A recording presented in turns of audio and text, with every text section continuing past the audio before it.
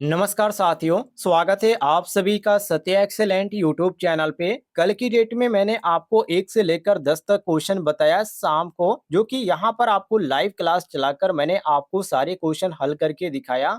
और आज हम क्वेश्चन स्टार्ट करने वाले हैं क्वेश्चन नंबर 11 से, जिसमें आपको टॉप 10 क्वेश्चन बताए जाएंगे, जो कि परीक्षा के लिए काफी इंपॉर्टेंट है। तो चलिए आज का क्वेश्चन स्टार्ट करते हैं, और यदि आपको जानकारी पसंद आती है तो इस वीडियो पर एक लाइक जरूर कीजिएगा। क्वेश्चन नंबर 11 साथियों, जिसमें पूछा जा रहा है कि गतिशील रूप से प्रेरित ईएमएफ के लिए सूत्र क्या है। देखिए, इसका क्वेश्चन आपने कई बार यहाँ पर पढ़ा होगा, क्योंकि नियमित क्वेश्चन बैंक से है। जैसे कि यहाँ पर बीएलवी वोल्ट दिया गया ऑप्शन में, बीएल साइन थीटा वोल्ट दिया गया, बीएलवी साइन थीटा वोल्ट दिया गया, बीएलवी कॉस थीटा वोल्ट दिया गया है। लेकिन इसमें जो आपका सही हो जाएगा वो ऑप्शन नंबर सी सही हो जाएगा, बीएलवी साइन थीटा वोल्ट। अब यहाँ पर हम BLV साइन थीटा वोल्ट क्यों लेते हैं? क्योंकि E बराबर आपका होता है BLV साइन थीटा वोल्ट। देखिए, इसमें कि क्वेश्चन में किस चीज की बात किया गया है, तो प्रेरित ईएमएफ की बात किया गया है। मतलब कि इलेक्ट्रोमोटिव फोर्स की बात किया गया है। और जो प्रेरित ईएमएफ होता है साथियों, ये क्या होते हैं, दो प्रकार के हो जाते हैं। मैं आपको यहाँ पर लिख के दिखा देता हूँ। देखिए, ये जो आपका पहला हो जाता है, जिसको बोला जाता है गतिज प्रेरित ईएमएफ। और दूसरा जो होता है साथियों, जिसको बोला जाता है स्थितिज प्रेरित ईएमएफ। अब ध्यान लिखिएगा, जनरेटर की केस में यदि बात करें, चाहे वो आपका एसी हो या डीसी हो, कोई भी हो, जनरेटर की केस में साथियों प्रेरित ईएमएफ को गतिज ईएमएफ बोलते हैं। और यदि बात करें ट्रांसफार्मर और ये इंडक्शन मोटर हो गया, या कोई भी यंत्र हो गया, उसमें क्या होता है, स्थितिक होता है, जिसको यहाँ पर स्थितिक ईएमएफ बोलते हैं। और ये आप चीज ध्यान रखिएगा। बाकी यहाँ पर क्वेश्चन के अनुसार चलें तो यहाँ पर जो आपका सही हो जाता है वो ऑप्शन नंबर सी सही हो जाता है, BLV sine theta volt. C option आपका बिल्कुल करेक्ट आंसर हो जाएगा। अगले क्वेश्चन को देखते हैं।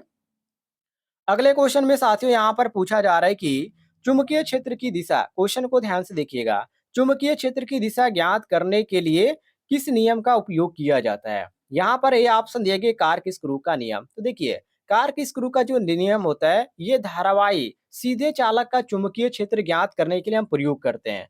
तो ये जो हो जाएगा साथियों, ये आपका बिल्कुल गलत हो जाएगा। बी ऑप्शन दिया गया दाहिने हाथ की हथेली का नियम। तो देखिए, दाहिने हाथ की हथेली का जो नियम होता है, इसे क्या कह जाते हैं, जो सोलेनॉइड होता है, चुंबकीय क्षेत्र होता है, उसकी दिशा हम ज्ञात करने के लिए इसका प्रयोग में लेते हैं। तो ये भी आपका ऑप्शन गलत हो जाएगा। सी ऑप्शन दिया गया फ्लोमिंग के बाएं हाथ का नियम। तो देखिए साथियों, फ्लोमिंग के जो बाएं हाथ का नियम होता है, इससे प्रेरित जो यांत्रिक बल होता है, उसकी दिशा यहाँ पर उसको ज्ञात करने के लिए हम प्रयोग में लेते हैं। मतलब कि मोटर की जो चुंबकीय क्षेत्र की दिशा होती है, उसको हम ज्ञात करने के लिए इसको हम लेते हैं। बाकी यहाँ पर डी ऑप्शन देखिए फ्लोमिंग के दाहिने हाथ का नियम। तो फ्लोमिंग के जो दाहिने हाथ का नियम है, इससे क्या किया जाता है, जनरेटर में चुंबकीय क्षेत्र की दिशा ज्ञात करने के लिए प्रयोग में लाते हैं। और क्वेश्चन में यही पूछा जा रहा है कि चुंबकीय क्षेत्र की दिशा ज्ञात करने के लिए हम किस नियम का उपयोग करते हैं। तो ये आपका हो जाता है फ्लोमिंग राइट हैंड रूल, मतलब कि फ्लोमिंग के दाहिने हाथ का नियम। ऑप्शन नंबर डी आपका बिल्कुल करेक्ट आंसर हो जाता है। ये चीज ध्यान रखिएगा। चलिए आगे बढ़ते हैं साथियों, अगले क्वेश्चन को देखिए। क्वेश्चन नंबर 13, ये भी क्वेश्चन आपका काफी इंपॉर्टेंट है, और बहुत सारे छात्र इसको देखकर पहले ही समझ गए होंगे कि इसका आंसर क्या होने वाला है। क्वेश्चन नंबर 13 में पूछा जा रहा है कि डीसी जनरेटर के भाग का नाम क्या है। ये जो आप सामने देख सकते हैं, ये डीसी जनरेटर का एक पार्ट है, और इस पार्ट को किस नाम से जाना जाता है, ये यहाँ पर क्वेश्चन में पूछा जा रहा है। जैसे कि ए ऑप्शन स्टेटर दिया गया है, बी ऑप्शन दिया गया ध्रुव कोर, सी ऑप्शन दिया गया पोल शू, और डी ऑप्शन दिया गया योक या फ्रेम। तो देखिए, इस भाग को साथियों कई नामों से जाना जाता है। इसको आप बॉडी भी कह सकते हैं। क्या कह सकते हैं साथियों, इसको आप बॉडी भी कह सकते हैं, या आप इसको योक भी कह सकते हैं, या आप इसको योजक भी कह सकते हैं, या बाहरी खोल भी कह सकते हैं। इसे हम बॉडी भी बोलते हैं। और इस बॉडी को बनाने के लिए कास्ट आयरन का प्रयोग किया जाता है, जिसमें आपको कच्चा लोहा देखने को मिलेगा, ढलवा लोहा होगा, जो कि बाहरी खोल के अंतर्गत इसको जाना जाता है। तो ये आपका जो सही हो जाता है ऑप्शन में जो दिया गया ऑप्शन नंबर डी, योक या फ्रेम। लेकिन जब इसकी बनाने की बात की जाती है तो आप कास्ट आयरन बोलेंगे कि ये जो इसका योक होता है, या जो फ्रेम होता है, या जो बाहरी यहाँ पर ढाल होता है, जिसको योजक बोलते हैं, इसको बनाने के लिए किस यहाँ पर सामग्री का प्रयोग किया जाता है, तो कास्ट आयरन का प्रयोग किया जाता है, जिसमें साथियों आपका कच्चा लोहा, ढलवा लोहा, बाकी ये सब देखने को मिलता है। तो ऑप्शन नंबर आपको देखने को मिल जाता है ऑप्शन नंबर डी, बिल्कुल करेक्ट आंसर मिला लीजिएगा। चलिए साथियों अगले क्वेश्चन को देखते हैं, क्वेश्चन नंबर 14 को। क्वेश्चन नंबर 14 में साथियों पूछा जा रहा है कि 4 पोल डीसी जनरेटर के डुप्लेक्स लैप वाइंडिंग में कितने समानांतर रास्ते होते हैं या रास्ते हैं? देखिए, सबसे पहले तो आपको समझने वाली बात है, इसमें यहाँ पर सूत्र के अनुसार आप समझ सकते हैं। यहाँ पर 4 पोल दिया गया है, लेकिन यदि हम बात करें यहाँ पर निकालने की, डुप्लेक्स की बात करें निकालने की, तो इसमें यहाँ पर सूत्र होता है। पहले तो यहाँ पर सूत्र ये होता है, पोलों की संख्या गुणे जितने यहाँ पर डुप्लेक्स दिया गया है तो हम 2 से गुणा करते हैं, और यदि सिंप्लेक्स दिया गया है तो 1 से गुणा करते हैं, ट्रिप्लेक्स दिया गया है तो 3 से करते हैं, कोऑर्डिनेट दिया गया है तो 4 से करते हैं। इस तरह यहाँ पर चलता है सूत्र के अनुसार। तो यहाँ पर डुप्लेक्स दिया गया है, तो हम यहाँ पर करेंगे पोलों की संख्या गुणे 2। तो पोलों की संख्या कितना दिया गया है? 4 दिया गया है, और यहाँ पर डुप्लेक्स पूछा गया है तो हम यहाँ पर 2 से गुणा कर देंगे। तो ये कितना आ जाएगा साथियों? ये आ जाएगा आपका 8। बाकी आपको कंफ्यूज करने के लिए ऑप्शन नंबर ए दिया गया है 4, बी ऑप्शन दिया गया है 6, डी ऑप्शन दिया गया है 12। लेकिन आपका जो सही हो जाएगा वो ऑप्शन नंबर सी सही हो जाएगा, ध्यान रखिएगा। चलिए आगे बढ़ते हैं साथियों, अगले क्वेश्चन को देखिए। अगला क्वेश्चन आपके सामने यहाँ पर क्वेश्चन आपको देखने को मिल रहा है। इसमें साथियों पूछा जा रहा है डीसी जनरेटर के भाग का नाम बताइए। काफी इंपॉर्टेंट क्वेश्चन है। देखिए यहाँ पर आपको ए ऑप्शन देखने को मिल जाता है side and flat, B option दिया गया pole shoe lamination, C option है कम्यूटेटर खंड, और डी ऑप्शन है आर्मेचर कोर लेमिनेशन। लेकिन साथियों इसमें आपका सही हो जाएगा ऑप्शन नंबर डी, क्योंकि ये जो है साथियों किस चीज का है? आर्मेचर कोर है। आप सभी लोग ध्यान से देख लीजिएगा। और ये जो इसमें यहाँ पर कटे हुए आपको देखने को मिल जाता है, इसको खांचे बोलते हैं, जो कि कटे हुए हैं, जो कि डीसी मशीन के जो खांचे होते हैं। यदि बात करें खांचों की, तो डीसी मशीन के जो खांचे होते हैं साथियों, ये आपके हो जाते हैं 3 प्रकार के हैं। पहला जो हो जाता है साथियों, जिसको बोला जाता है क्लोज, जो कि क्लोज इसको बंद बोला जाता है। दूसरा जो हो जाता है साथियों, इसको बोला जाता है सेमी क्लोज, और तीसरा होता है साथियों जिसको बोला जाता है ओपन, मतलब कि खुला हुआ। ये चीज ध्यान रखिएगा। बाकी यहाँ पर केवल बात की गई है भाग की, कि जनरेटर के भाग का नाम बताइए, तो इसको बोला जाता है आर्मेचर कोर। ये आपका सही हो जाएगा ऑप्शन नंबर डी, बिल्कुल करेक्ट आंसर। आगे देखते हैं साथियों अगले क्वेश्चन को, क्वेश्चन नंबर 16 को, जिसमें पूछा जा रहा है कि डीसी जनरेटर में इंटरपोल कैसे जुड़े होते हैं? कैसे जुड़े होते हैं, क्या मतलब ये है कि किस क्रम में जुड़े होते हैं? ए ऑप्शन आर्मेचर के साथ श्रृंखला में, बी ऑप्शन आर्मेचर के साथ समानांतर में, सी ऑप्शन शंट फील्ड के साथ श्रृंखला में, और डी ऑप्शन है शंट फील्ड के साथ समानांतर में। तो साथियों इंटरपोल की यदि बात करें, तो इंटरपोल को हम क्या बोलते हैं? इसको साथियों बोला जाता है अंतर्ध्रुव। इसको बोला जाता है अंतर्ध्रुवण कुंडलन। इसको ध्यान रखिएगा। इसको एक नाम से और भी जाना जाता है, जो कि अभी मुझे ख्याल नहीं आ रहा है।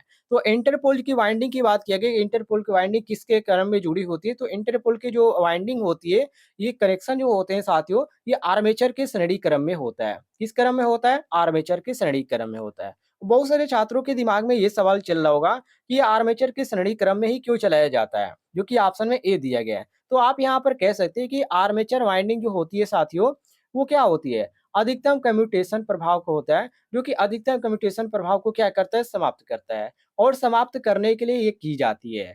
और इंटरपोल की जो संख्या होती है, ये मुख्य पोल की संख्या के क्या होती है? समान होती है। ये चीज भी आप ध्यान रखिएगा। तो ये आपका सही हो जाएगा ऑप्शन नंबर ए, बिल्कुल करेक्ट आंसर। आगे बढ़ते हैं साथियों अगले क्वेश्चन को देखिए, क्वेश्चन नंबर 17 को।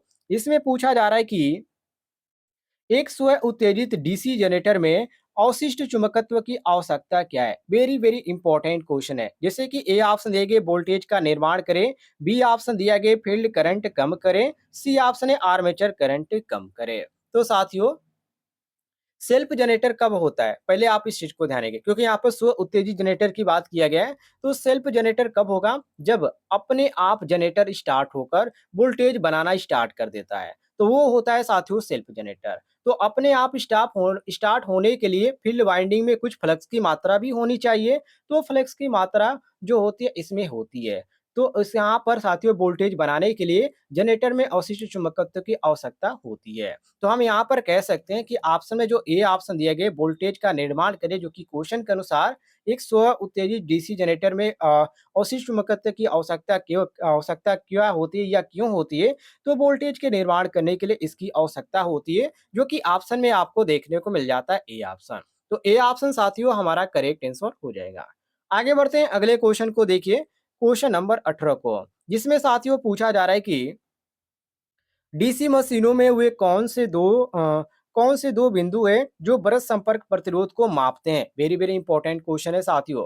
ये ऑप्शन दिया गया विपरीत ब्रश के बीच प्रतिरोध, बी ऑप्शन है ब्रश और कम्यूटेटर राइजर के बीच प्रतिरोध, सी ऑप्शन है ब्रश और कम्यूटेटर के बीच प्रतिरोध और डी ऑप्शन है ब्रश और आर्मेचर के बीच प्रतिरोध। तो साथियों ये आपका सी इसमें ऑप्शन सही हो जाएगा। सी ऑप्शन यहाँ पर क्यों सही होगा? बंद और कम्यूटेटर के बीच प्रतिरोध, क्योंकि जो कांस्टेंट रेजिस्टेंस होता है ये सबसे पहले आप इसके बारे में जान लीजिए। तो ब्रश और कम्यूटेटर के बीच में ये जो होता है ये प्रतिरोध होता है जिसको हम बोलते हैं कांस्टेंट रेजिस्टेंस। और ऑप्शन में सॉरी क्वेश्चन में आप देखिए यहाँ पर कंटेक्ट ड्यू रेजिस्टेंस की बात किया जा रहा है, जो कि कंटेक्ट ड्यू रेजिस्टेंस है साथियों यहाँ पर लिखा गया इंग्लिश में, जिसको हिंदी में यहाँ पर संपर्क प्रतिरोध बोला जाता है। तो ये जो होता है इसलिए यहाँ पर प्रयोग किया जाता है कम्यूटेटर के बीच में। तो ये आपका साथियों ब्रश और कम्यूटेटर के बीच में प्रयोग किया जाता है। ऑप्शन नंबर सी आपका बिल्कुल करेक्ट आंसर हो जाएगा। आगे देखते हैं अगले क्वेश्चन को। अगले क्वेश्चन में यहाँ पर पूछा जा रहा है किस वोल्टेज ड्रॉप को एक्स के रूप में चिन्हित किया गया है। यहाँ पर आप ध्यान से देखिएगा, यहाँ पर एक्स आपको देखने को मिल रहा है और ये आपका एरो की तरह यहाँ पर इस तरह इंडिकेट किया जा रहा है। तो यहाँ पर ये किस चीज को इंडिकेट किया जा रहा है? ये साथियों इंडिकेट किया जा रहा है आर्मेचर रिएक्शन ड्रॉप को, जो कि आर्मेचर रिएक्शन ड्रॉप आप यहाँ पर देखिए, पहले ये ऐसे था लेकिन ये क्या है नीचे की तरह क्या हुआ गिरता हुआ नजर आ रहा है और इस तरह यहाँ पर दिखाया जा रहा है, मतलब कि लोड का मान बढ़ रहा है। तो क्या कह रहा है आर्मेचर रिएक्शन हो रहा है और आर्मेचर रिएक्शन के कारण क्या हो रहा है जनरेटर अपने वोल्टेज में कमी हो रहा है और उसी कमी को यहाँ पर इंडिकेट करके दिखाया जा रहा है। तो ये आपका ऑप्शन में जो सही हो जाएगा ऑप्शन नंबर सी साथियों बिल्कुल करेक्ट आंसर हो जाएगा। चलिए अगले क्वेश्चन को देखते हैं। अगला क्वेश्चन आपके सामने क्वेश्चन नंबर 20, जिसमें पूछा जा रहा है कि कंपाउंड जनरेटर का नाम क्या है यदि शंट फील्ड आर्मेचर के साथ समानांतर में जुड़ा हुआ है। काफी इंपॉर्टेंट क्वेश्चन है साथियों। देखिए ये किस जनरेटर की बात किया जा रहा है? कंपाउंड जनरेटर की बात किया जा रहा है। और ऑप्शन में आपको लॉन्ग शंट कंपाउंड, संचयी यौगिक, विभेदक यौगिक, लघु शंट यौगिक, बहुत सारे ऑप्शन आपको देखने को मिले हैं जो कि कंफ्यूजन टाइप के हैं। तो कंपाउंड जनरेटर है साथियों, तो शंट फील्ड जो होता है अकेले आर्मेचर के साथ होता है। तो कि शंट जो आपका होता है साथियों 60 शंट कंपाउंड होगा, ये 60 शंट कंपाउंड ही होगा। लेकिन यदि बात करें सीरीज और आर्मेचर के, तो ये दोनों के साथ ये क्या होता है, ये समानांतर में जुड़ा होता है। तो ये क्वेश्चन में यही पूछा जा रहा है कि कंपाउंड जनरेटर का नाम क्या है यदि शंट फील्ड आर्मेचर के समानांतर में जुड़ा हुआ है।